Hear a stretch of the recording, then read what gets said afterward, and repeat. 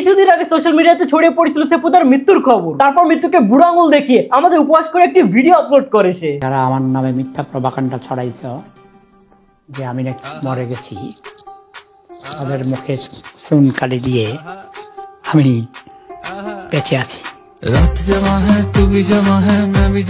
বুড়ো এমন একটা ভাব নিচ্ছে, বুড়োর ভাব দেখে মনে হচ্ছে সে ইমর্টাল হয়ে গেছে। মৃত্যুর ভয়ের কোনো সাইন্স দেখতে পারছি না তার ভিতরে। অবশ্য তার পিছনে দেখা যাচ্ছে মক্কা শরীফের ছবি। সে নিজেকে নাস্তিক দাবি করে, নাকি এখন মৃত্যুর বয়স হয়ে গেছে বলে রং চেঞ্জ করতেছে। ইয়া পাতা জাহান্নামের আগুন থেকে বাঁচলেও বাঁচতে পারে।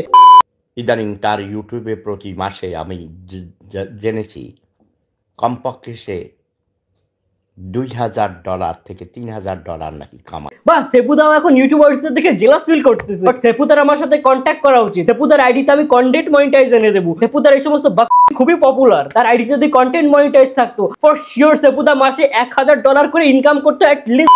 প্লিজ সেপুদা আমার সাথে যোগাযোগ করো, আমি তোমার পেজে কন্টেন্ট মনিটাইজ এনে দিচ্ছি। এরপর থেকে সমন্বয়কদের গালি দিয়ে ইনকামও করতে পারবে। ইনকাম করে সেই সব টাকা আবার রাশিয়ানদের উপরে খরচও করতে পারবে। মানে কত জোস একটা অপরচুনিটি, তোমরাই ভাবো গাইস। এরকম গ্রেট অপরচুনিটি যদি আমার কাছে আসতো, আমি কখনো ছাড়তাম না। কাজ I need Russians in my life. সেপুদা এখানে কোন ইউটিউবের কথা বলতেছে আমি জানি না গাইস। আমি কিন্তু নিরপেক্ষ। বাংলাদেশের কোনো দলের ন্যারেটিভে আমি বিশ্বাস করি না, আর কোনো ইন্ডিভিজুয়াল জার্নালিস্টের কথা আমি শুনতে চাই না। আমার নিজের কাছে বুদ্ধি আছে, আমি সেটা দিয়ে চলি। আমার নিজের কাছে পা আছে, সেটা দিয়ে আমি হাঁটি। আই গেস বুঝতে পারছো। থ্যাংক ইউ সবাইকে ভিডিওটাকে এই পর্যন্ত দেখার জন্য।